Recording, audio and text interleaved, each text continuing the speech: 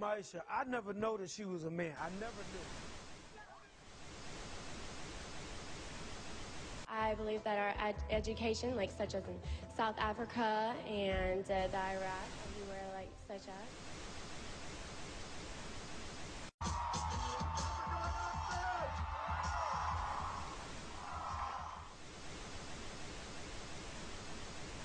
Platform 8 for the 2228 7 service to Eastbourne via Lewis. Please join the front 2. One option, placing a tracking microchip under a service member's skin. Former Special Operations Officer. And if you hear the shouting, it's a group of demonstrators who've come. 9/11 was an inside job.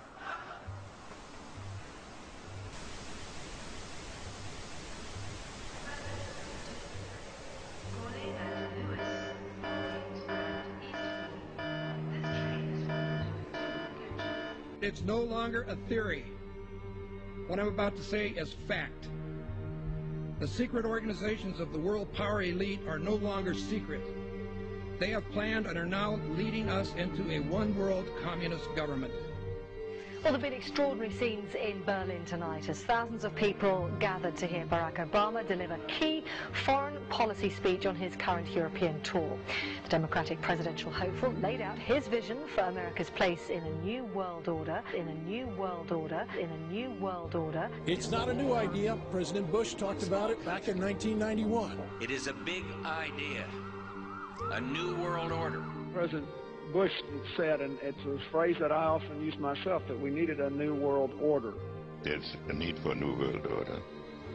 I call upon all states to join ranks in order to found the new world order of the 21st century. We have before us the opportunity to forge for ourselves and for future generations a new world order. When we are successful, and we will be, we have a real chance at this new world order. And people talked then, in 1990, of a new world order. And the question for us is how we meet and master all these challenges to ensure that Britain enhances its competitiveness in the process and realizes what I believe is our destiny of success in this new world order.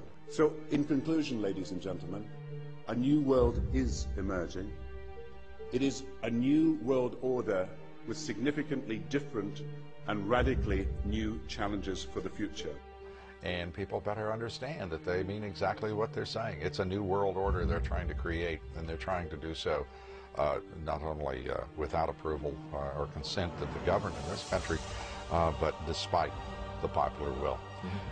This is a straightforward assault by the elitists in this country.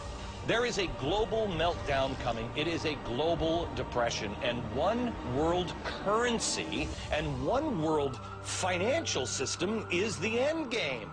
China said last week they want one global currency. France said yesterday or the day before that they want one world order, a new world order, at the end of this event. Gordon Brown will today call on fellow world leaders to seize the opportunity created by the worldwide economic crisis to create a truly global society. The Prime Minister will use a high-profile speech in the City of London to say that Britain, the US and Europe should join together to create a new, stronger and more just world order. This engineered collapse is there as a massive problem for which you offer the solution, and the solutions are the infrastructure we've been predicting all this time, including the World Central Bank. The goal of this manipulation, and has been for a very long time, is to get the world population to see as a good idea, or the only option in given circumstances that are manipulated into place, the creation of a one-world government, a world central bank which would administer all financial transactions on the planet, a world currency, and a microchipped population linked to a global computer. The wealthy elite who have the money and the power know that if they can create a one world global social system, that they can control the central authority. In other words, world control, world domination, one of the oldest desires in the history of the world. There's a very, very clear-cut and easily identifiable system in place that puts all of these elements from media control to government control to energy control together into one apparatus working together effectively towards its final goal, which is, you know, global control. Because of the compartmentalized pyramids that they've constructed within all these institutions of government and finance and corporations, the vast majority of people who are daily making contributions to push the world in this towards this Orwellian global state have no idea that they're doing that, because they don't know how their contributions fit in with everyone else's. Only the few at the top do. Most people don't have a clue that unelected private bankers actually control the governments of the world. There is this like cozy little myth that is perpetuated between politicians and the media.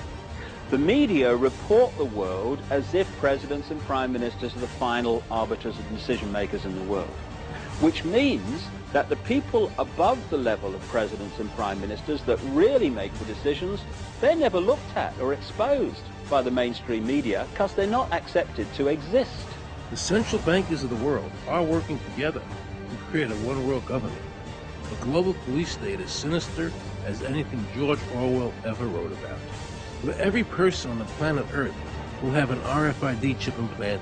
It is the first implantable microchip for humans that has multiple security, financial, and healthcare applications. More than 100 law enforcement officials in Mexico are having microchips implanted in their arms. The chips allow a person to be scanned, sort of like a cereal box at the supermarket.